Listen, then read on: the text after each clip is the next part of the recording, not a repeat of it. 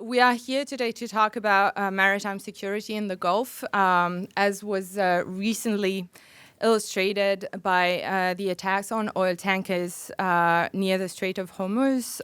This is indeed an issue of fundamental importance to the region. And here with me to talk about this crucial and topical issue are three experts whom I'm pleased and honored to welcome and thank again for coming. To my left, you have Vice Admiral John Miller, who's a consultant and policy advisor, former commander of the U.S. Naval Forces Central Command, and then Becca Wasser, senior policy analyst at the Iran Corporation, ex-IIS and Manama. And Nick Charles, Senior Fellow for Naval Forces and Maritime Security at IIS in London. If you wish, you have more extensive bios in the booklet in front of you, so I invite you to check that out. And in order to keep things as dynamic and interactive as possible, today what I'd like to do is go over the course of the next hour through 5 big themes related to maritime security in the Gulf, and have our 3 speakers have a stab at them and discuss them thoroughly. Hoping that this will allow us to cover maximum ground on this vast topic. So the 5 big themes that we'll go through today is the definition of maritime security and maritime security in the Gulf specifically. And then we'll talk about international and multinational maritime security initiatives in the Gulf. We would like to talk as well about the Gulf maritime capabilities and the participation of local powers and forces to regional security architectures. Architecture, or plural, that's a topic, I guess. And then we'll also talk about the increasing multipolarization of the Gulf with the diversification that we can see, diversification of partnerships from the Gulf countries with outside powers, and what does that mean for maritime security in the Gulf? And then finally, touching upon the new strategic ambitions of the Gulf countries when it comes to maritime security, but also more broadly, increasing Gulf ambitions on the regional and international stages. So jumping right into the definition of maritime security and maritime security in the Gulf specifically, I thought maybe I'll start with you, Nick, to maybe talk a little bit about what do we talk about when we talk about maritime security? What does it cover? And how does it intersect with other fields of security? Actually, in many ways, this body of water that we're focusing on now, the Gulf and the Strait of Hormuz, these bodies of water, are the arena in which, over the past 3 decades, some of those key issues that I've just described have been most enduringly and regularly played out in terms of the frictions and actual confrontations that we've seen over time. And there have been various specific reasons and context behind that, but they are a reflection of 2 things. One of which is the enduring strategic nature of that body of water, and particularly what emerges from it in terms particularly of energy supplies, but also of the regional dynamics that have played out over these past 3 decades. So the question is really, what is enduring in terms of what we're talking about, and what is new. And I think those issues around the global stakes in freedom of navigation and good order at sea in and around the Gulf are enduring. What is new in many ways are the complexities of the challenges that are presented in preserving those, but also there are a whole range of other issues surrounding those core issues that have evolved over time and have presented themselves and continue to evolve. And those are the more constabulary issues around maritime security, to do with terrorism at sea, to do with criminality at sea, and in those everyone has different stakes and different priorities. And then on top of that, I think we have a whole range of new issues that add further to the complexity, to do with that broader question of what we mean by security in general. And those include issues around the environment and the preservation of the water space as an economic space generally. So all those coalescing together create a very complex and contested spectrum of challenges, if you like, and I think we'll find that everyone has their own priorities within that, and the approach to dealing with those have in many ways become more challenging. Some of the issues have become more blurred over time, and the responses may not in the end be at sea, but maybe across a range of domains in terms of responding, but also in terms of the level of strategic input that is required in order to deliver a stable maritime security environment, which I think we don't at this moment have in that region. Thank you so much. Actually, it's coming closer to me, Becca. I was wondering if against this background, what is your assessment of how the different actors in the region specifically comprehend maritime security and in their region, and do they share the same perception of what is actually encapsulated by maritime security, and do they agree on the remedies within the Gulf? So I think here you have a broader question about what are the threats. So it's not so much trying to understand what is maritime security and this shared idea of what that space is, but instead what are perhaps the shared threats that tend to emerge the most in the maritime space. And then what are some of the pre-existing threat perceptions toward that threat?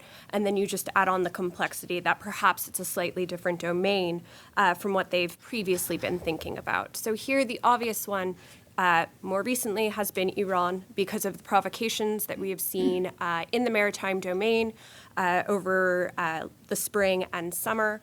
And so the Gulf states have varying degrees of threat perceptions when it comes to Iran. And some of these, they're not set in stone. They're quite changeable, and they've definitely evolved over time. So you do have some states that are a bit more hardline toward the threats that Iran really has towards their countries or their livelihoods, or perhaps even some of their basic principles, whereas others, in particular Oman, Qatar, and more recently the UAE, are a little bit more willing to engage with Iran.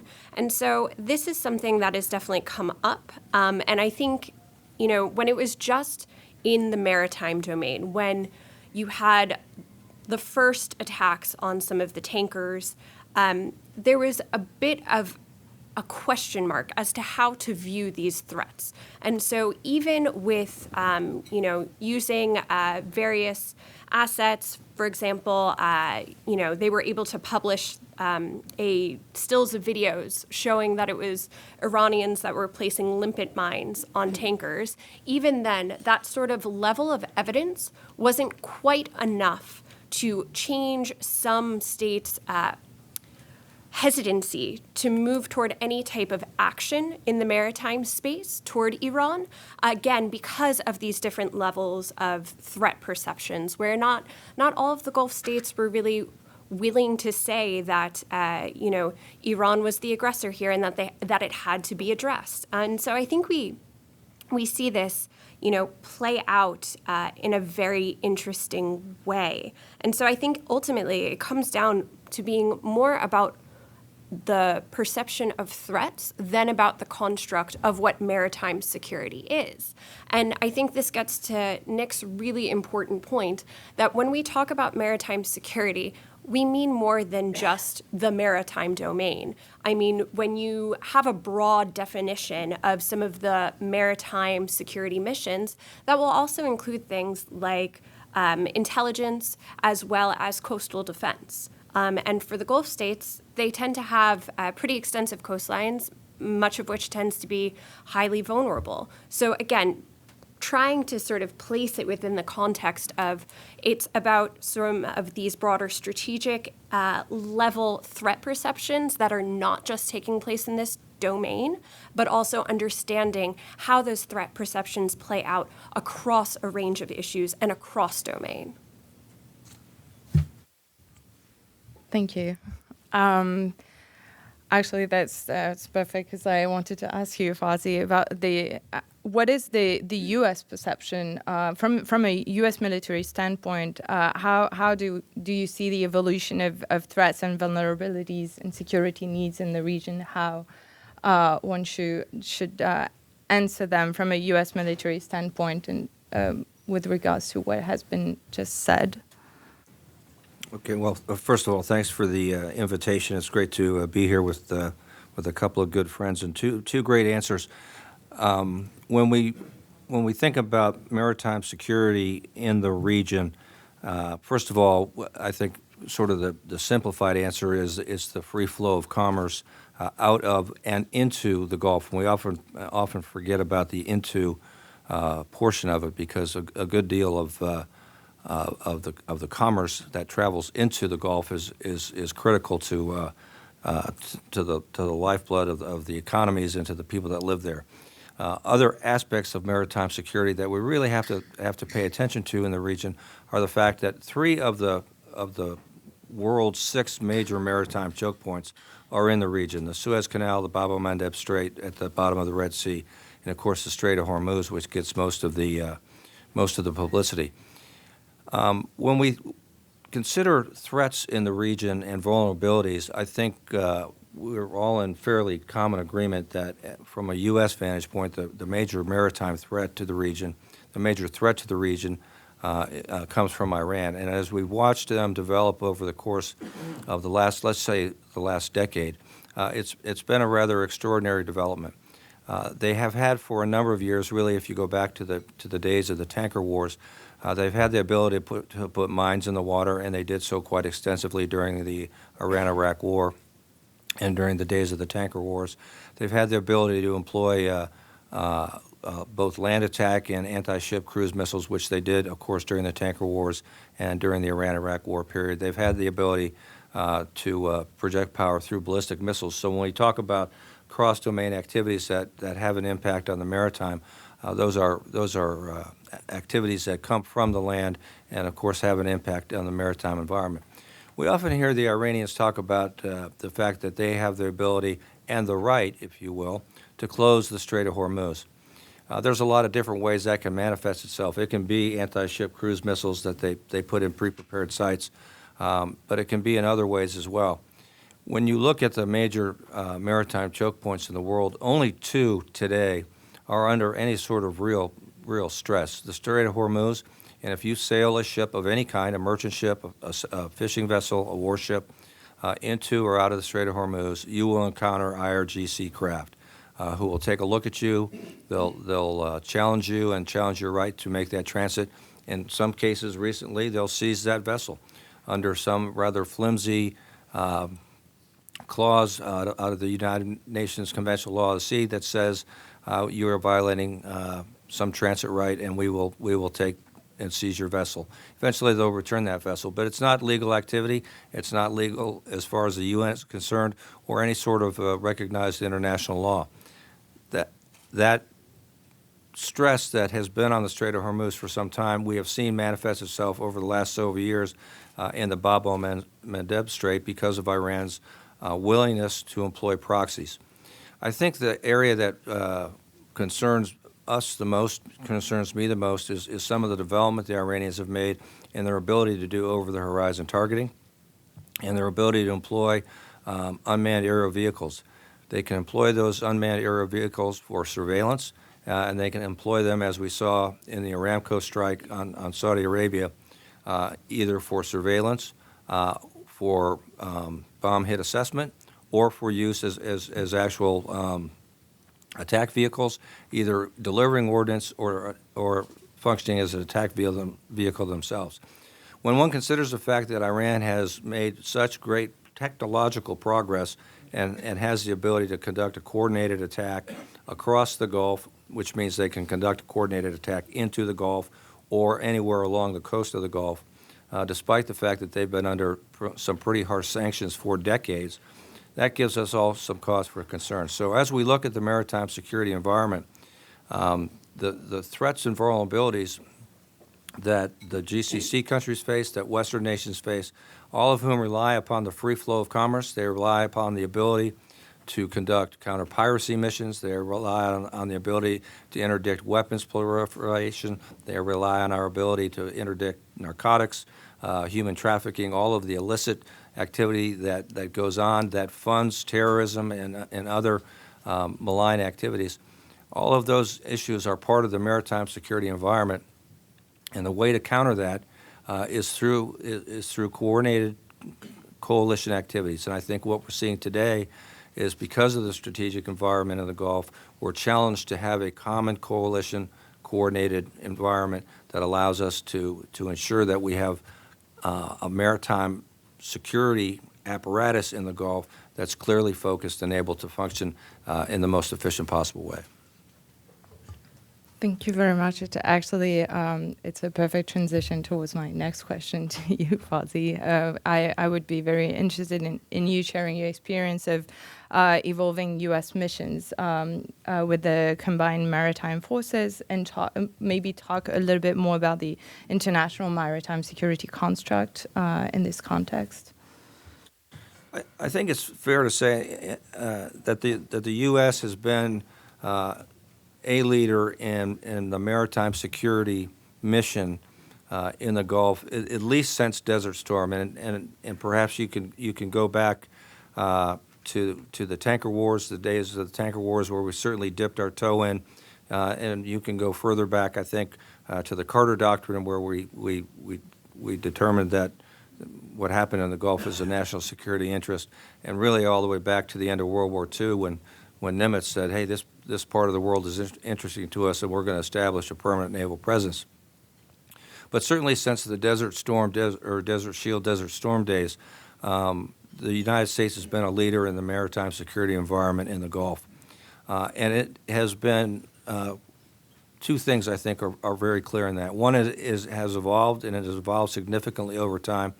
And two, it's been a coalition effort, and that's been the key to success over the years, because it's not an effort that any one nation ought to be involved in, or any one nation can be successful entirely on its own. What's also clear as you look at the maritime environment in the Gulf, and the willingness and the enthusiasm on the part of the GCC nations to involve themselves in the maritime environment, despite the importance of the maritime to their economic prosperity and to their actual survival, has been something less than enthusiastic. And the way I like to describe it is, if they can't put it into a parade or fly it over a parade, it has historically been difficult to get them interested in it. So I think newfound interest in the maritime is something for us to be very happy and excited about. I want to talk a little bit about the formation of the Combined Maritime Force, which happened, was actually already happening in the fall of 2000, before the Cole was bombed in the Gulf of Aden. The commander, the Fifth Fleet commander at the time, understood that the maritime environment was not secure. It was becoming increasingly insecure, that the ships that were operating in the region were vulnerable to terrorist attack, and he began to put together a combined maritime force. And there were already about 10 or 12 nations that were interested in forming a coalition by the fall of 2000, when the Cole was bombed. And so that force evolved over time. Within a year of the Cole being bombed, a formal command structure had been established. It included a deputy commander to the Fifth Fleet commander, or the NAVCENT commander, who came from the UK. That construct exists to this day. That UK deputy commander runs the combined maritime force on a day-to-day basis. The strength of that coalition has always been that nations opt into the CMF for whatever activity their government is willing to do. And so they come with caveats. Every nation that comes into a coalition of any kind obviously comes with caveats. Some came to do counter-narcotics, some came to do broader maritime security, some came to do just counter-piracy missions. None of them signed up, interestingly enough, with a mandate that said that they would be involved in a activity that was designed to be counter to malign Iranian activity. So the combined maritime force never had that mandate, and none of the nations that are in it today, there are 31 nations that are part of it, ever signed up to an activity that was specifically directed against the Iranians. So it was always clear that if there was an activity like Task Force Sentinel that's been recently established that is really focused on malign or countering malign Iranian activity, that was going to be a separate activity. I think that the situation that we see today, where there is this U.S. Task Force Sentinel that's been stood up, it has about 9 nations, including the U.K., at least for now, Australia, Albania, a number of the Gulf countries that have signed up to it, which is designed to counter malign Iranian activity. It's designed to ensure the free flow of commerce, in particular through the Strait of Hormuz. And now we've recently seen that the French have stood up another task force that's designed just to ensure maritime security in the region on a broader basis, and not necessarily to counter malign Iranian activity. That the dichotomy between these two task forces, the separate command and control structures, the separate rules of engagement, I think all of that complicates the situation to a degree that doesn't necessarily reflect military dichotomy so much as it reflects a dichotomy and policy disagreements between members of the French-led force and members of the U.S.-led force. And I think the way ahead, in order to ensure a more comprehensive maritime security environment, is going to have to take place in the policy arena. Could I just jump in really quickly on one of the points that Yes. Fozzie made, which was talking a little bit about the lack of enthusiasm by the Gulf states to really grow their navies or be involved in the maritime domain. And, you know, I think you're exactly right that there's this element of if you can't put it in a parade, and, you know, ships, despite being, you know, gendered female, they're just not quite as sexy as an F-16 or a missile when it comes down to a lot of the Gulf states' order of battles that tend to really prioritize high-end equipment, particularly that with air assets. And so I think a little bit of this has to do with the development of Gulf militaries. And a lot of this has to do with traditional coup-proofing concerns. And so naval forces have truly not really played out in a lot of those concerns. You know, you're not going to expect that you're going to be unseated by someone who's, you know, driving a ship off your coast. It just doesn't happen as much. So there's always been greater concern about being able to have redundant organizations within countries that have different land capabilities, as well as having some flashy equipment that happens to predominantly be air-focused. And because of this, you've had a lot of the development of Gulf navies really unfolding as a weapons buying program, where it's been, again, more of this political thing where it's a way for some of these states to buy relationships with external powers. And so traditionally, you've seen the U.S., the French, and to a slightly lesser extent, the U.K., being some of the primary equippers of these Gulf navies. So I think here you have to understand what the development has been to really sort of bring that forward and truly see why maritime domain just ranks a lot lower in terms of the prioritization. And because of that, most of the Gulf navies are woefully underdeveloped despite extensive weapons buying sprees and extensive security cooperation programs, some of which have been pretty famous and have famously failed. And that's just something that the Gulf states have never truly prioritized and therefore have never actually seen an uptick in their military effectiveness in the naval domain. And when they have, it's because they're starting from sort of ground zero. So if you look at it today, there's still sort of this, okay, we're still trying to crawl rather than run ahead and be able to do some of the missions that I think a lot of the leaders in these coalition constructs would much rather see, because then there would be active participation, a bit more active burden sharing. And, I think then when you add the political complexities of varying threat perceptions and varying political objectives, it gets truly complicated, and it just has led a number of these states to take a back seat in the maritime domain, more and more. Thank you.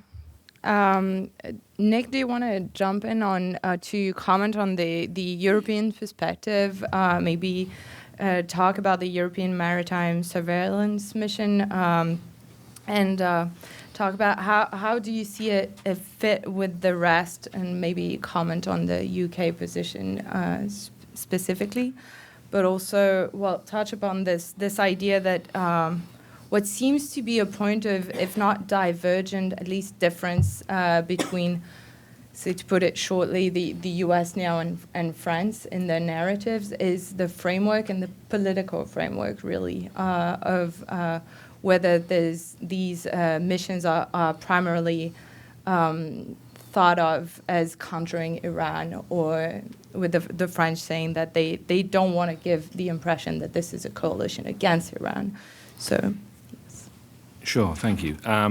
Absolutely, and I think it picks up something that Fozzie has already hinted at, which is that the responses, as we've seen them unfold, have an awful lot to do with the political level dynamic that we're talking about. But I'd just like to pick up a couple of points from the previous two contributions. One in terms of what Fozzie was saying about the extraordinary extent to which, at a certain level, within certain limits, the Gulf has almost become a case study in international maritime cooperation, and we've seen that in the evolution of the combined maritime forces. But it has been within certain limits, and to pick up again what both Fozzie and Becca were saying about the fact that. In spite of the objective sense of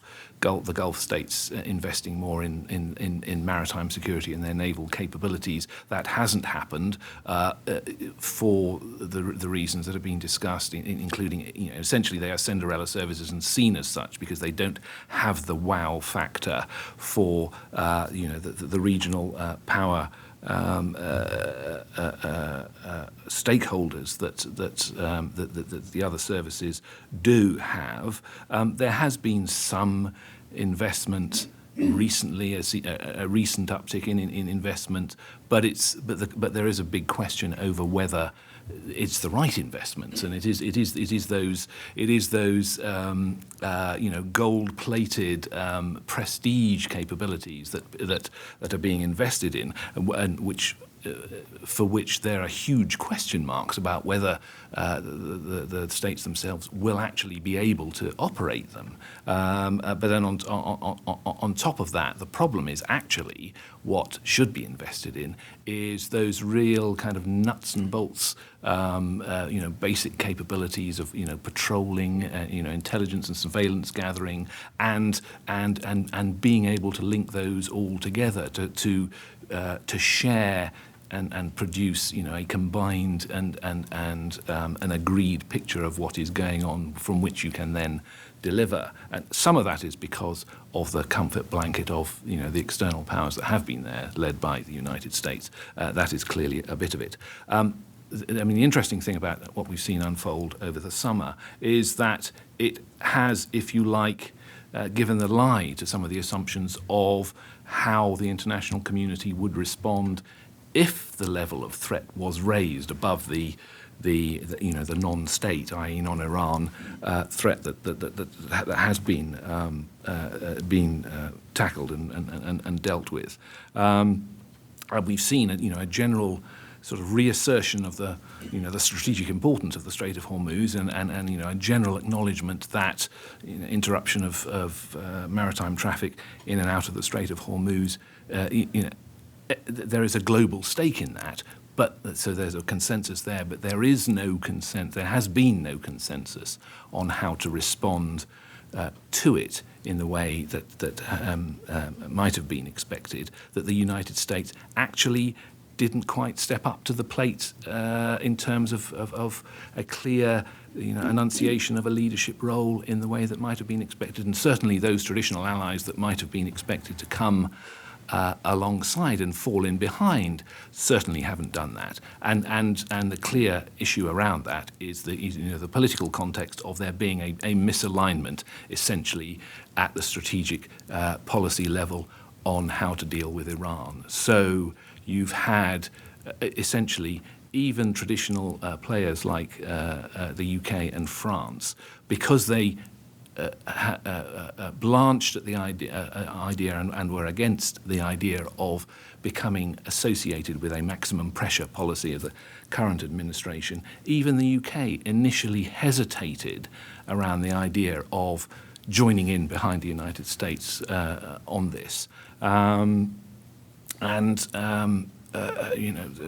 Throughout the possibility, and indeed raised the idea of an initiative around a European a maritime security response. Now, of all countries, at any time other than this one, for the UK to suddenly parade a European response rather than a US-led response to a maritime security challenge in the Gulf looked ironic, to say the least. And needless to say, it didn't get very far.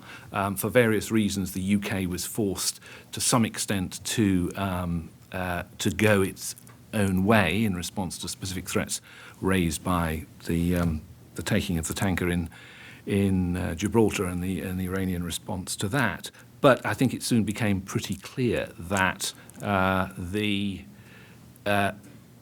only way to deliver a sustained, credible response would be in the context of a US-led approach. Now, the UK portrays that as very much isolated from the maximum pressure approach, that it is to do with what it sees as the broad issues of maritime security that are globally linked. How sustainable that is over time, we shall see. But it's also been the difference between the approaches of other European countries and indeed other stakeholders. So you have had the French continue to pursue the idea of a European maritime surveillance mission, and the French Defence Minister, Madame Parly, at the IISS Manama dialogue only a week ago, was absolutely clear that that is because they didn't want to be associated with the maximum pressure approach, and that surely the stakes that Europe has in this and the capabilities it actually has mean that a European approach is possible. And the interesting thing is the French, for all that they talk about an ongoing approach to dealing with this at a European level, are currently a party of one, as far as I'm aware at the moment. There is no extra buy-in into that European maritime security approach because, again, there are differences of perception within Europe over what exactly the threat is. It's a threat perception question again, but also the concerns about political liabilities involved in that, and frankly, political priorities and political will. So for all those reasons, you have this divergence, this misalignment of approaches. How they will evolve potentially, if this is an enduring requirement over time, is another question. And it may well be that these divergences can be brought together or at least synergized, such as they don't present some of the issues around different people operating in the same space for different reasons under different terms. Will present in terms of a potential danger in and of itself.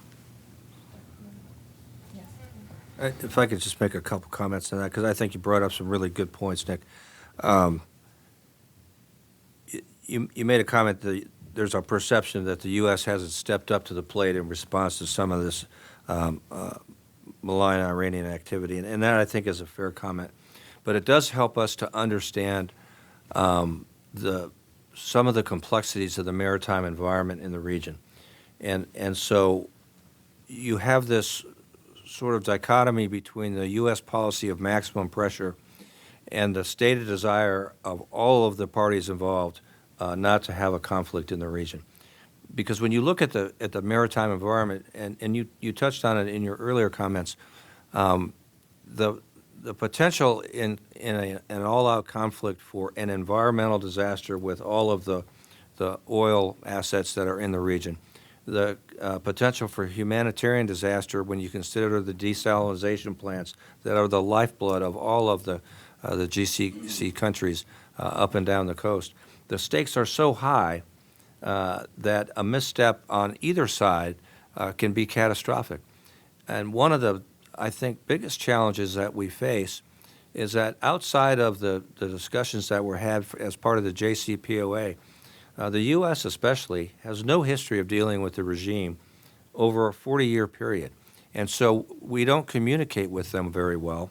We don't practically communicate with them at all. And most of those communications are through third parties. We don't know the Iranian red lines, and the Iranians don't know the U.S. red lines. And so we're at a period of maximum pressure, no desire for conflict, and no way to diffuse potential conflict, which I think it puts us in a very dangerous footing. And the stakes, in fact, are very, very high, which is why there is not, I think, a common understanding of how to proceed between the United States, the UK, and the rest of Europe.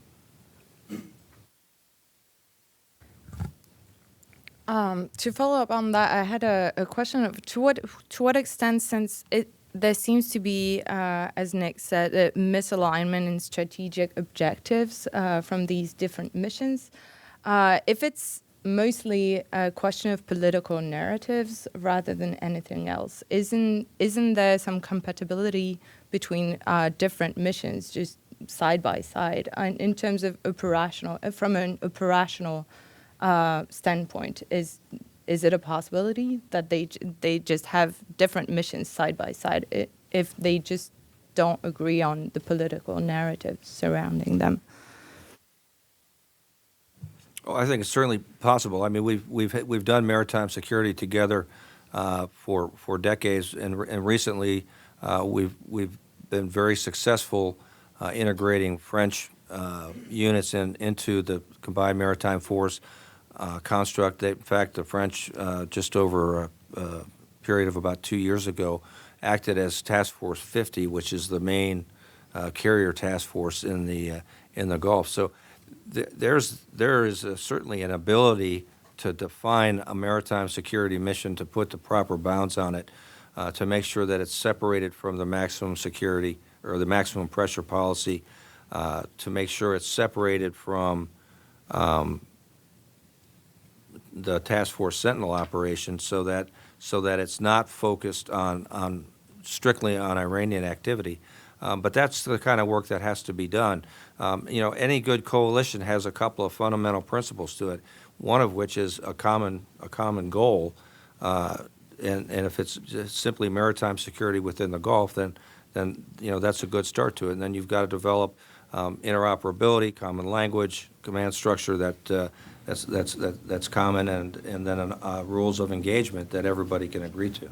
But those things don't currently exist in the existing structures between what the French are establishing or have established in Abu Dhabi and what the U.S. has established with Task Force Sentinel.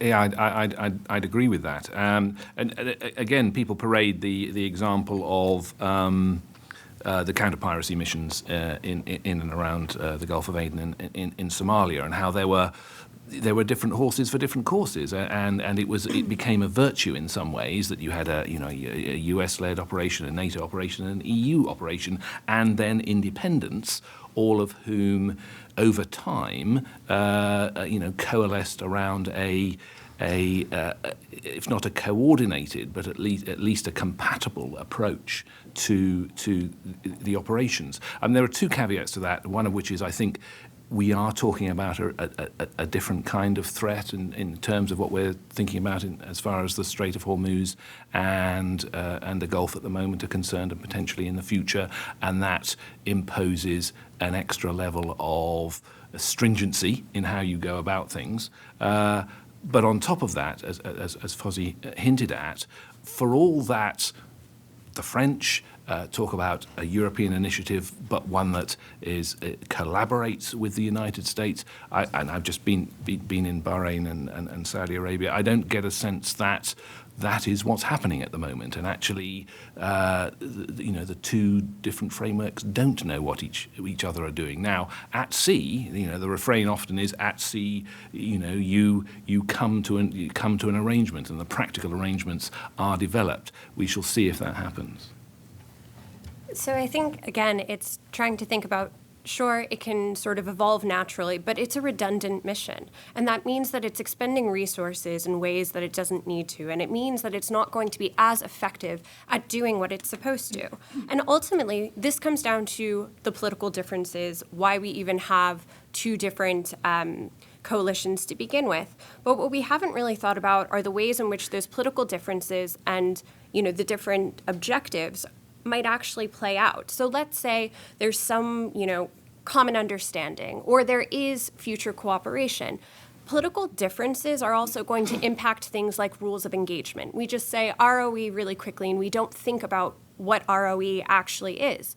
Fundamentally, rules of engagement, that's a political decision. So having different objectives, even if you're in, the same military construct, or even if you are cooperating, that's going to come out in really interesting ways, and ways that might actually make the operation not as effective. And again, that's also going to be, having two dueling coalitions. What kind of signal is that sending? We've been talking a lot about deterrence, and deterrence, once again, you need to have clear set objectives, which unfortunately, I don't think exist at the moment, right? To what end are we trying to deter Iran? Just for the sake of deterrence, so that they don't do anything? Or is it we are trying to deter Iran with the idea that effective deterrence will show them that there are no other options, and therefore they need to come to a negotiating table, or they cease activity altogether? Again, it's just having different signals, having unclear objectives. These are going to play out in really, really tricky ways. So while, yes, of course, it's operationally possible for these two different coalitions and constructs to cooperate together, does that make the most sense right now? Actually, what you just said, and thank you for these comments, it made me think of another question, because one thing that we see and that we've certainly seen this summer is that even some regional powers are willing to engage Iran, as you actually pointed out earlier. More specifically, I'm thinking of the fact that Emirati officials went to Tehran to specifically talk about maritime security issues. And so I understand that the political or strategic framework of the US-led coalition is maximum pressure on Iran. To what end, it's not always very clear, but that's the framework at least. And the ideas. So what does the U.S. What would be the U.S. reaction if an increasing number of their regional partners actually decided that their best interest is to engage Iran on these matters. How does that fit into the general U.S. framework and that willingness to stick to the maximum pressure to no clear end?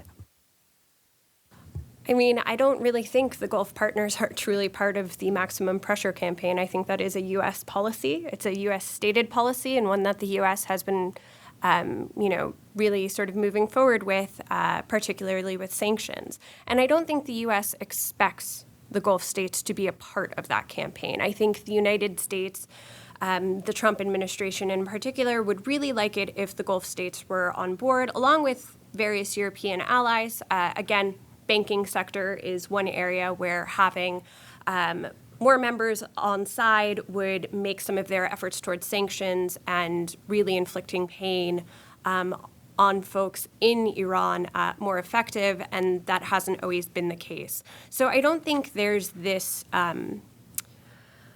misguided idea that the Gulf states are acting in support of maximum pressure. So I think that's first and foremost. The second is, to some extent, the U.S. is used to the Gulf states having their own independent foreign policies.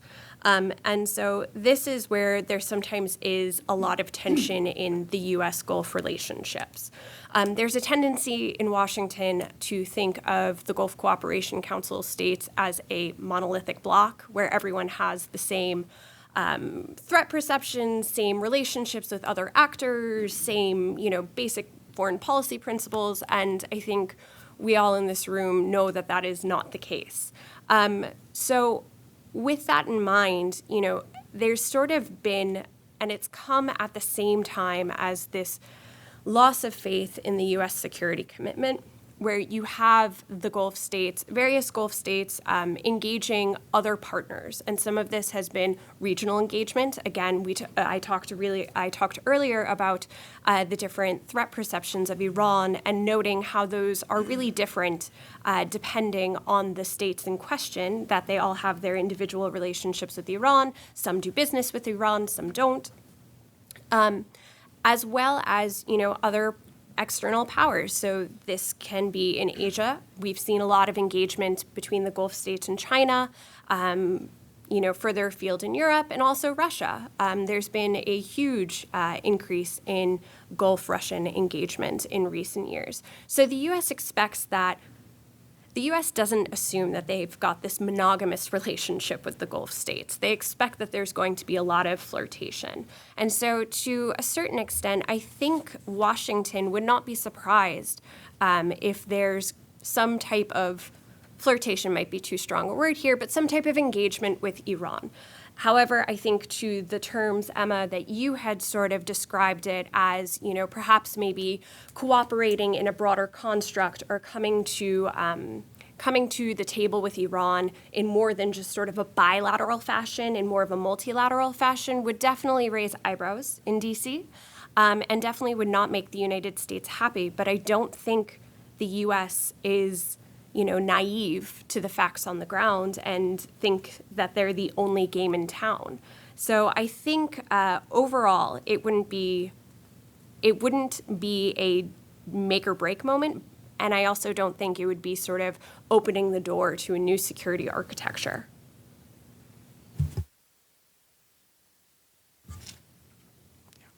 Just to pick up on that, I agree that. In a sense, the environment in which we're discussing now, you are seeing perhaps a lot more hedging than you have done, but there has been hedging in the past. But from a European perspective on the U.S. conundrum, there is this issue that the maximum pressure approach is. I don't know if it's a strategy without a policy or a policy without a strategy, but whatever the ends are that are desired, whether it's regime change or change of behavior or whatever, it doesn't seem likely on current trajectory that it is going to deliver the ends. And in that context, the compounding issues of the different signaling only add to the the risk factors of the type that Fozzie talked about earlier, which are that there is almost a perception that at sea at the moment there is more headroom for manoeuvre, if you like, for to raise or lower the temperature because it is at sea, rather than on land. And of course we've had the recent Aramco attacks look like significant escalation of pressure on the Iranian side. But it also comes back to this question of the fact that in this maritime security environment that we're talking about, one of the differences from before is the comprehensive nature of the capabilities that are being arrayed, particularly on the Iranian side in terms of asymmetries and use of proxies and so on and so forth, which raises the number of options that are available. But in the context of all that, there could also be a misperception about how much headroom there is to raise and lower, to escalate or de-escalate at sea as part of a sort of kind of tolerance campaign, a sort of threshold campaign of pressure. And there is a danger of these misunderstandings, miscommunications, misperceptions, and lack of clarity of where red lines are, compounded by, certainly in the region, perceptions of why wasn't there a response to the downing of the unmanned air vehicle? Where was the response, and where was the even at a rhetorical and diplomatic and political level, the response to the Aramco attack? So while all this is going on, and given that what's happening at sea is a symptom of a wider issue, those risk factors in miscommunication and misinterpretations are going to be there and potentially are going to grow over time. Fozzie, did you want to comment on that? Yeah, I'll just add to some great comments by both Becca and Nick. If the purpose of the maximum pressure campaign is to drive the Iranians into a negotiating process for a better deal than the JCPOA, and it's not clear that that's the purpose, but if that were to be the purpose, I think it's safe to say that the Gulf partners would appreciate being involved in the next round of negotiations. And I think that was one of the main flaws of the JCPOA in the first place, was that by the time our partners in the Gulf had any idea what it was, or what JCPOA looked like, it was a done deal. And so, to Becca's point, they all would like to be involved in one way or another. They all have their own foreign policy. They all have their views about Iran and the relative threat. And so, if we get to another round of negotiations, if that's what maximum pressure is designed to do, involving the GCC nations in that round of negotiations, I think would be useful for all involved. Thank you. I would like to follow up on your point on non-monogamous relationship, Becca, and flirtation with the Asian powers, because it ties to this broader topic of the multipolarization of the Gulf and the diversification of partnership with other outside powers. What are the possible consequences of that, and how does it impact specifically maritime security issues in the Gulf? So I think here you have a lot of, ultimately, maritime security is incredibly tied to economic security. And this is primarily the main reason why you have Asian partners, China and Japan mainly, deeply interested in this space. And so you have to sort of look at some of their maritime activities under that lens. So Japan, for example, has stated that they're probably going to do a maritime intelligence initiative starting in 2020, and that's the capability that they're going to bring. And they have said that this is going to be an independent initiative that is not going to be under either the European construct or the U.S. construct. But ultimately, why are they doing that? Because they have significant commercial shipping equities that transit through the Gulf on almost a daily basis. China was, there was a lot of discussion right when Operation Sentinel was announced that China was potentially going to think about joining, or if not joining, contributing in some way.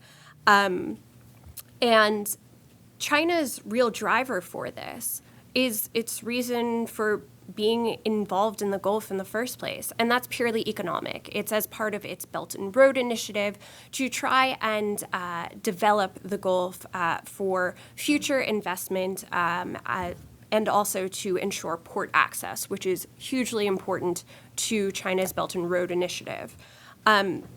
China does not want to get involved in the security aspect of the Gulf or the Middle East more broadly. It's trying very hard not to become embroiled in regional politics and in various military activities. So China ultimately wants to sort of remain above the fray, and so I think you'll see China making a lot of noise about, contributing as a maritime power, but it ultimately isn't going to do much.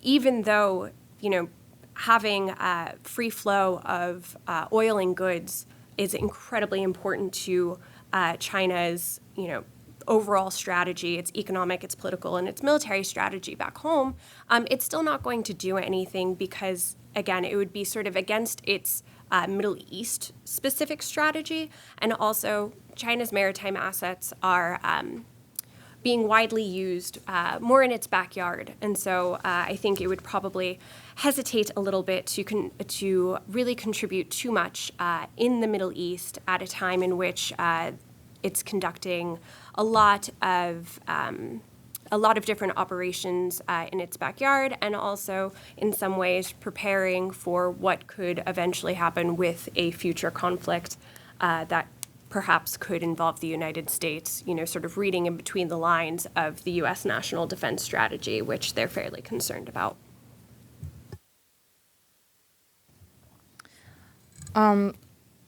Still on this this multipolarization of the Gulf and the increasing presence of other non-traditional, say, actors in the Gulf, I was to you, Nick, I was wondering, do you think that there could be a European role in moving towards this multipolarization of the Gulf in a deconflicted manner? The middle way. I think it comes back to this issue of that, there's a general perception that there is a global stake in maritime security in the Gulf. That in terms of delivering on that, I think there's a challenge, as I think the French are finding, in following up, an objective sense in which Europe can play a role. That there are multiple European countries that are also, determined to engage on both sides and keep channels open on both sides at a political level. There is, objectively, as far as maritime security is concerned, a pool of capabilities. And interestingly, there was a piece of work done by a couple of German think tanks in the aftermath of the initial attacks on, what would a European contribution to a maritime security environment mission look like, and they came up with some numbers, and it is doable in a European context, but it would be a significant commitment, and particularly if it is an enduring one, and I'm not sure if there is the political will to deliver on that. And more broadly, going back to the questions around Asian engagement and the impulses and motivations behind that are all clear and in many ways understood, starting with the energy dynamic and the energy sea routes protection, but each of these countries that we talked about in that context, Japan, India, and China, clearly have different relationships with the players in the region, and therefore have different perceptions on what the risks to the level of risks to them are, and manage those in a different way. And then on top of that, there are questions about, particularly in one case, in the case of China, what is China's approach as a growing global maritime power to international rules of the road at sea, and on top of that, how does China perceive the possibility of it having a role in delivering maritime security as an international public good, as part of a construct on those lines, rather than for purely national interests. And we see in how China is evolving its presence in the region as it being very focused on national interests. And it's striking to me, talking to Chinese subject matter specialists on this, that always, in terms of their perceptions of the security risks and the security choke points, if you like, yes, there is the Strait of Hormuz, but they have, for a long time, much more focused on concerns around the Bab el-Mandeb, the Red Sea, and the Suez Canal in the context of the Belt and Road initiatives and the trade routes into Europe and beyond, and that is in part why there is a base in Djibouti for that reason. So for all those reasons, seeing any of these countries really taking on a significantly greater leadership role in any of these issues, I think is a long way down the line. And apart from anything else, they can't physically deliver the capabilities. For all that the Chinese Navy is growing massively, as you said, the aircraft carriers they've got at the moment are experimental, to say the least, and they've barely, either of them, and one of them is only just on trials now, haven't barely gone beyond the first island chain. So the idea that they can project the kind of global capabilities that the US has for decades been able to deliver, I think, remains a long way off. Now, we've looked at the Institute for a long time at whether there is the framing possibilities of a broader construct to deliver maritime security, as I say, as an international public good, with the United States still, if you like, providing the glue at the top and the leadership and the key niche capabilities. How you then fold everyone else's potential capabilities into that broader maritime construct, even in abstract, looks has looked challenging. In the context of what we're talking about with the policies now, it looks very challenging indeed. Thank you very much. Actually, before we open it up to Q&A, I had a question on this specifically, the Chinese strategy. I found it interesting how there's the whole Belt and Road initiative, but we still seem to assume that China will not really step up the plate in terms of assuming a growing military role, and it seems that. I'm wondering to what extent there could not be a militarization of this port strategy of China, which is, to some extent, I actually draw a parallel. Maybe it's a bit far-fetched, but the UAE has a similar port strategy through Dubai port. And we can see that the UAE in the region is increasingly militarizing this strategy with having military bases, especially in the Red Sea. And so that makes me think of two separate questions, which is, to what extent are we not maybe under-assessing the Chinese strategy in the region and their actual ambition to step up in terms of delivering international security as a common good. as was framed before. And the other question is, to what extent do we see, and maybe Fozzie, you could tell us what your assessment of that is. Could we see some closer cooperation between some Gulf countries and China on such matters, and what would be the impact of that? Well, I think it's certainly possible for China to militarize various aspects of the Belt and Road Initiative, but I think it's also important to ask the question: if you didn't have to, why would you? Part of this gets to how it's the whole Chinese philosophy of how they defend themselves, which is almost exactly the opposite of the way the U.S. defends itself. So our defense philosophy is we go out as far as we can and project power and project deterrent power mostly, so that we don't have to fight at home. The Chinese philosophy has been, and it's really kind of the nature of the way the communist regime has grown up, it was starting at the center and projecting itself out. And they've done this, year after year after year as they become more powerful. To Becca's point, they don't have a really truly global navy today, so they couldn't take over a security role in a way that the United States could or does today, as far away from home as the Gulf. I think the most telling comment you made was maritime security is really all about economic security. So when you look at the Chinese base in Djibouti, it is first and foremost about economic security, and it's to be able to protect those sea routes that go from the Malaccan Strait across to the Indian Ocean and then up into Europe and, of course, up into the Gulf. But as long as someone else is willing to provide that security for them, and they don't have to, then all they have to worry about is their economic security and their continued economic growth.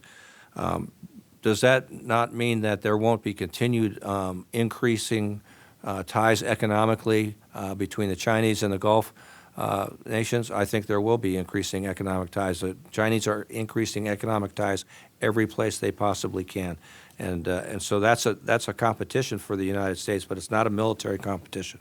And I think as long as the U.S. is willing to provide security guarantees, the Chinese are willing to accept those security guarantees, and will continue to do so. In terms of other nations providing leadership, I think the Japanese are trying to provide leadership and presence in the region for entirely different reasons. Part of it's economic, part of it's because it helps establish a framework for how they operate in the South China Sea with coalition partners. While the U.S. has historically, as I mentioned earlier, been a leader at least since Desert Storm, but possibly going back all the way to World War II, the Europeans have been there along the way as well, all the way along the way, including the Brits, who just opened up a base a couple of years ago, the French, who have a base in Abu Dhabi, their Al Indian Command. And so really what I think the U.S., the U.K., the French, the European partners all ought to be working toward is providing that leadership that they can hand off to the Gulf partners at some point so that they can be responsible for their own security. I think we can open it up to a question from the audience. Thank you so much. Hi, Syed Havinger from RT America.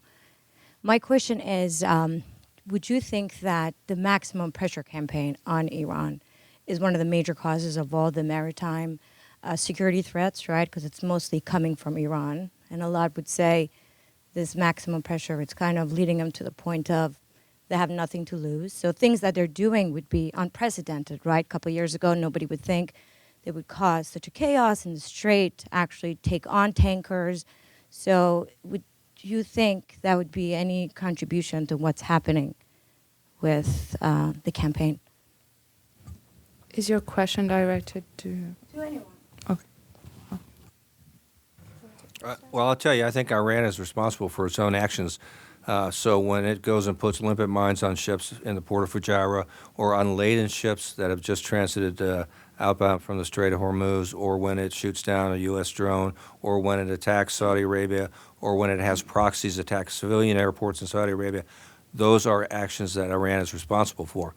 There are other ways to respond to the maximum pressure campaign, and Iran has attempted some of them. They've attempted to engage the Europeans. The Europeans haven't engaged substantially, but they could also engage diplomatically with the United States. And so I think the Secretary of State and the President have made it clear they're willing to sit down and talk with the Iranians. That's a much better way ahead than trying to tiptoe their way to the red line with the U.S., where Iran doesn't know where that red line is, and we don't know where their red line is. So, as I mentioned previously, we're in dangerous waters here, but the way to get out of those waters is through diplomatic negotiation, not through these proxy attacks or direct attacks by the Iranians. Question would be either for Admiral Miller or Ms. Wasser. With regard to your comments about having the Gulf states maybe in the future play a leadership role in maritime security, given real population challenges, I mean, other than Saudi Arabia, none of the Gulf states have more than a few million locals. Is it really feasible for them to do more than buy expensive toys to provide real maritime security beyond maybe some border patrol or Coast Guard duties? I mean, they don't really have the people, even the Saudis don't have the people to man the ships they have now. So you're entirely right that there are some sizable demographic issues that make it very difficult for all of the Gulf nations to fully staff out and field the various services that make up their militaries. That said, all of them have navies. Their navies just aren't that good. So, but there's a lot of people who are getting paid to be a part of the Navy and haven't really been doing much. So in some ways, yes, you're right, there are population constraints, but right now there's more of a constraint when it comes down to building the forces that they have. They already have the equipment, they already have the training, they already have the mandate, and they already have the people. So trying to build that into a more effective fighting force, naval fighting force, is important and I think should be a goal for all of them. So again, they can take responsibility for their own security and perhaps, cooperate as a whole to do a lot of that. There's a slightly different approach that you've seen the UAE in particular taking. And the UAE is perhaps one of the countries who has the most sizable demographic challenges. So the UAE, I would posit, is probably one of the better naval powers in the Gulf. Despite that, it still has some pretty sizable issues. First and foremost, its Navy is split up between sort of a U.S. camp and a French camp, and that makes it really, really difficult for interoperability within a service, let alone sort of among other services. But they've tried to start adopting a niche development strategy where they've been trying to build certain pockets of their Navy to be more effective than others. And some of this has been born out of need. In this respect, one of the things that they've really been trying to do is bring their presidential guard, which is already sort of their niche military capability, and give them marine-like functions. And a lot of this came out of Yemen, where they actually had to do a bunch of amphibious landings.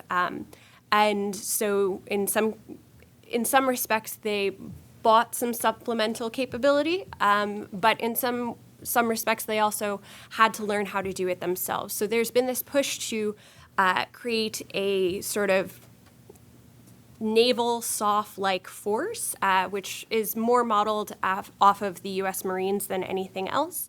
But also, they've started to really be a bit smarter about some of their weapons purchases, which, again, I agree with you, just buying certain capabilities does not mean that you actually have that capability. You need to learn how to do that capability. But one of the things that they've been trying to do is actually transport. And this has been, again, because of their focus on the Red Sea with their base in Djibouti and also Yemen operations, they needed to learn how to transport equipment and people. And they couldn't always do that with some of their transport aircraft. So this is another way in which they've started to develop a niche capability. Again, I think the big focus should be on getting some of the basic building blocks for all of these countries. And as I said, they have people who are being paid, they have the equipment, they have the training and the security cooperation relationships, they have, some of the pre-existing coalitions in which they can exercise with and learn from, and it's getting those basic building blocks rather than just sort of letting them sit. And then, eventually if they become super capable, they might look at their population and go, ooh, we've got some pretty big challenge here. But I don't think they're quite there yet to really think about that as being their top issue. Thank you. We have a question from Twitter. I was trying to look for it, so the U.S. has been assisting in the training of Gulf maritime security forces. Do you have any updates specifically regarding nuclear material smuggling prevention? Could the Kuwait Coast Guard was said to have a specialized role in anti-smuggling and radiation detection? Is that for me? It's not for me. I don't have an update on that. I'm sorry. Hi. I just wanted to address the question about the lack of synergized response that you all seem to have addressed collectively towards Iran acting out against interests in the GCC, especially the recent attacks on Saudi Arabia. And I wanted to ask you, in your opinion, what you thought the moral hazard is going forward of that lack of response. Are there enough U.S. interests, for instance, in the Gulf to take more of a position, a firmer position going forward if there were a repeat attack on Saudi Arabian interests, for instance? Thank you. Maybe we'll take a couple of other questions. I think you had a question. Hi, Richard LeBaron. I wondered if you could, anybody could comment on their perception of Iranian maritime security doctrine. What motivates them? Is it only to provoke and to defend themselves sort of asymmetrically, or do they, Americans haven't been there in 40 years, but most of the rest of the world has. I assume we've talked to some Iranians about this, but we don't get any sense of what motivates them other than being backed up against the wall by U.S. actions. Yes, please, sir. Yes.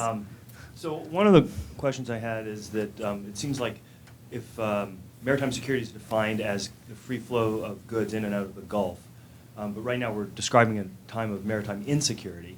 Is there a period, would you kind of identify a period where you would say this might have been a golden age of maritime security of a certain type, where there was this free flow, maybe deterrence was in effect if Iran was the biggest threat in this way? And I want to kind of relate this potentially to another question having to do with what would the introduction in this way of different types of disruptive technologies to counter low-end disruptive technologies we saw over this summer, if we can call it that, to bring back security? Would it just basically escalate things and provide and basically cause this maritime insecurity again? Because it seems like there's this tension between wanting the security and having a state of insecurity.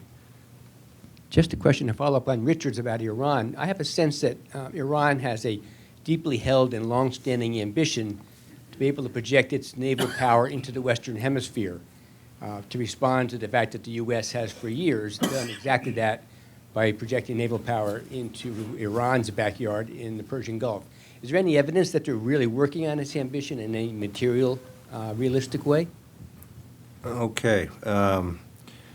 In response to the first question, and this really gets to be an opinion more than anything else about whether or not the U.S. and others have been too tepid in the response to the Iranian attacks, I would tell you yes. I think we have been too tepid, and the evidence for that really is in kind of what you're seeing in the intel channels that get reported publicly today. So it's what's in the papers today, where there's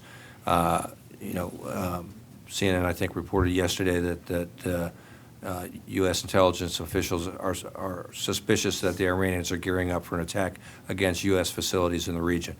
I think what we've seen historically with Iran is if you don't don't answer an attack with a counterattack, then you get another attack, and so they just keep kind of pushing until they hit, what would be perceived as a red line of sorts of us. Not unlike what happens with Bashar Assad in Syria and the use of chemical weapons. And so I think we should have responded, frankly, to the drone attack. And we should have responded in a proportional way, and perhaps that would have prevented some of the follow-on attacks. But that's an issue where it's an issue of policy, and policymakers are going to differ on that. In terms of the ambassador's question about Iranian maritime security doctrine, I'll fold it in with a second question about Iranian global Navy ambitions, because they fold together quite well.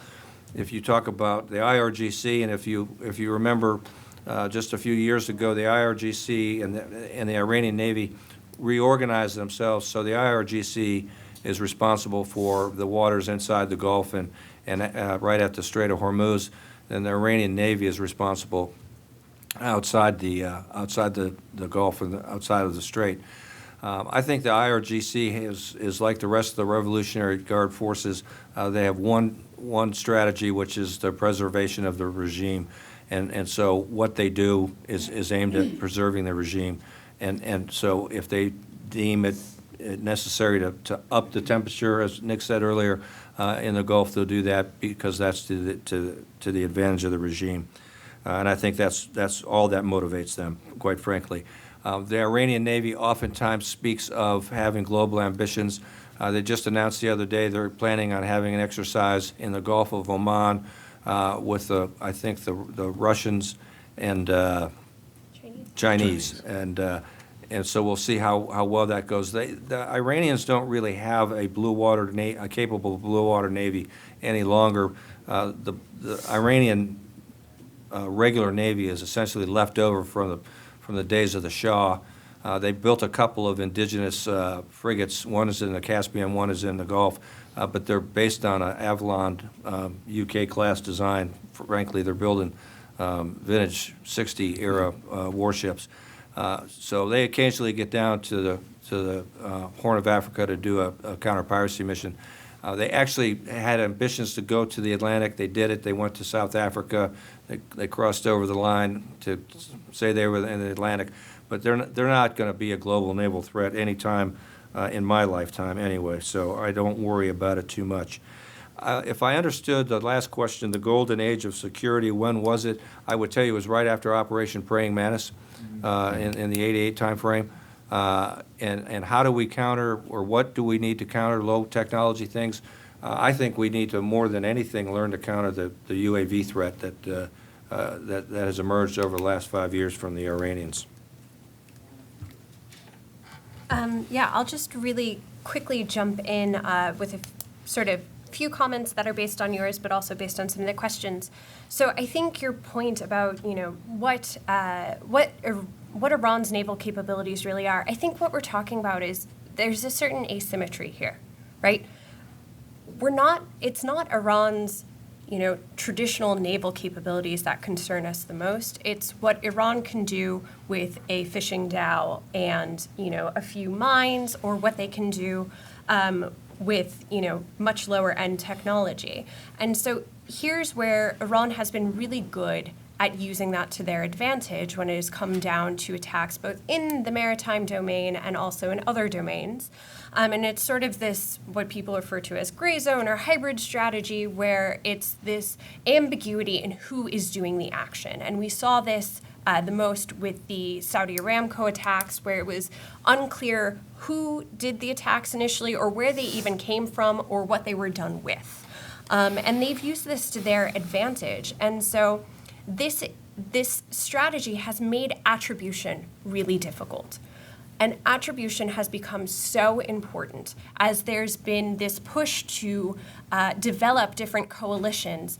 There's been different coalition partners have different almost levels of evidence that they acquire in order to move. And so I think here, while yes, there's sort of this question about should the U.S. have reacted in a more strong manner to some of the attacks, well, there was also a lot of reticence by some of the Gulf states themselves. I mean, the UAE in particular was very hesitant to do anything after the attacks that took place in their waters.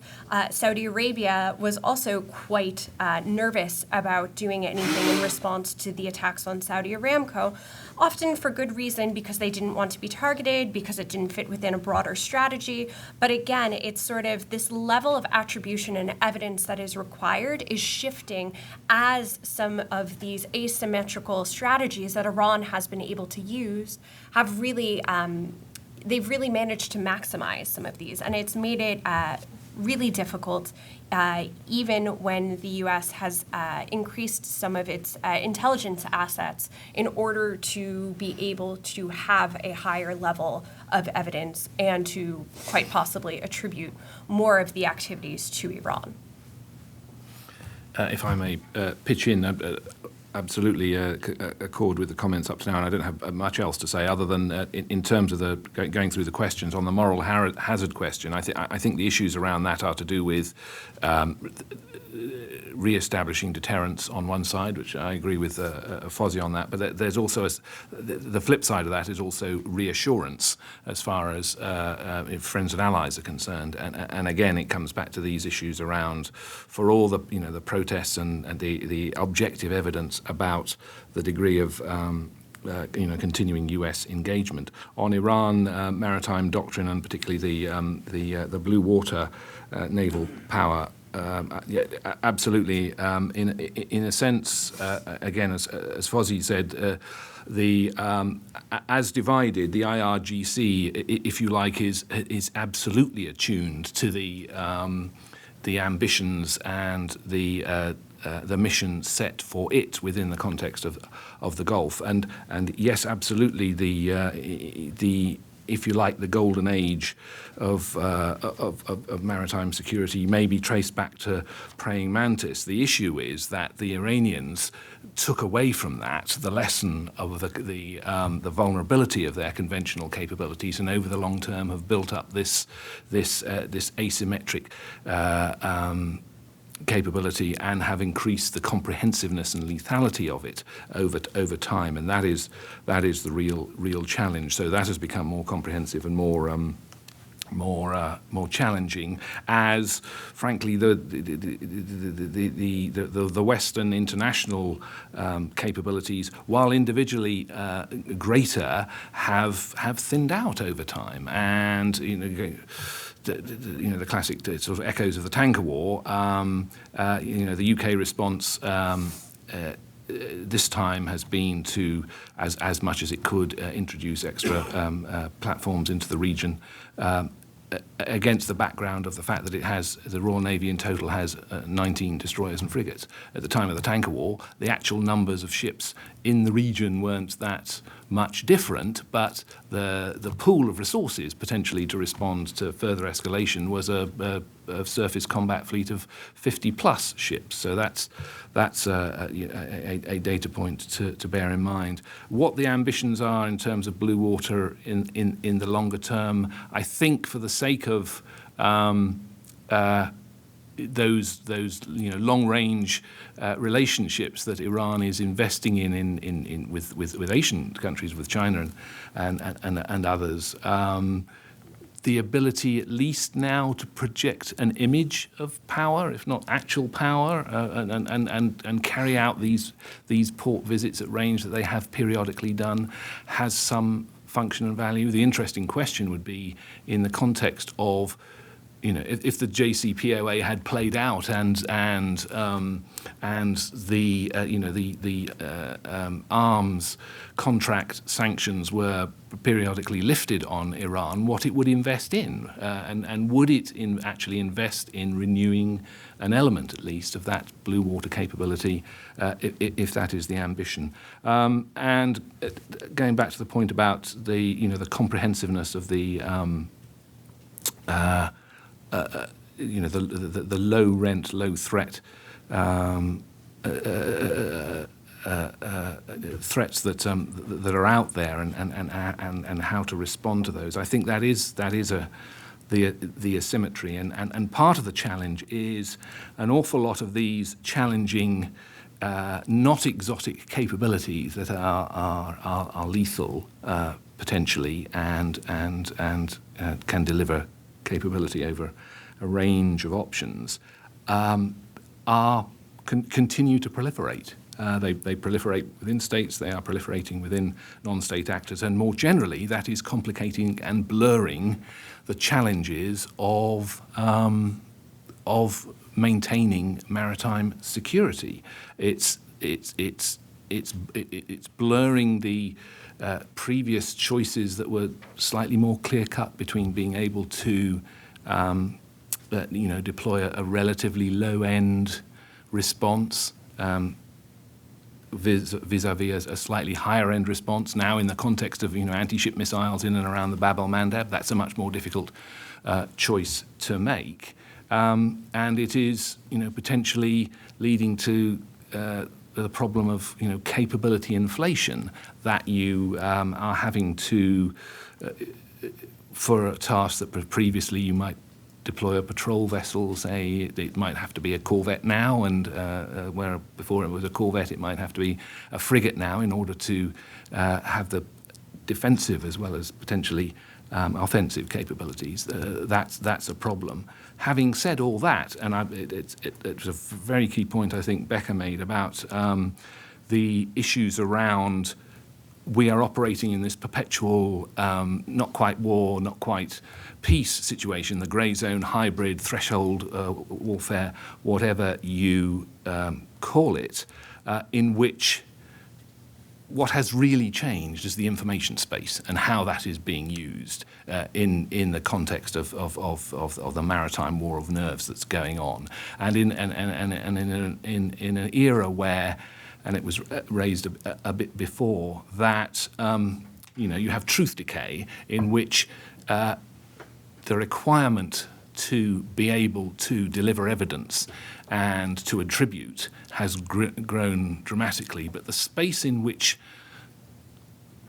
plausible deniability and even implausible deniability continue to gain traction in certain areas has grown. So going back to a point, and forgive me for circulating back to this, going back to a point that was made earlier about is there a way that the Gulf states can take on a more leadership role? Yes, as Becca particularly was saying, they're challenged enough with delivering on some of the capabilities, the conventional capabilities that they already have, and part of the problem there is the sum of the capabilities is less than the parts at the moment, and the issue is being able to turn those round into the whole being greater than the sum of the parts, and that a lot of that is going to be down to genuinely increasing collaboration and information sharing and the exploitation of that. And there have been declared ambitions for that over a long period of time, and there have been some work over it, on it, but it's clearly not enough, and more needs to be done if the internals can be overcome. There's this, is it Task Force 81? Yes. That's sort of been paraded as the platform for greater GCC collaboration, and it remains an empty shell essentially in reality, and it's turning that into a reality. But also going back to this attribution and evidence thing. It is investing in more of some of those not very elaborate, not very manpower intensive capabilities that deliver a lot of the situational awareness and maritime picture awareness that allows you to be able to exploit the others. It is the intelligence, surveillance and reconnaissance capabilities which are not necessarily, as I say, massively expensive even, and not massively expensive in terms of the demographics either. Well, thank you very much. I would like, please join me in thanking again our three speakers. It was a very fascinating discussion. I am very pleased and honored to have been your moderator today, and so please join me in thanking our three speakers.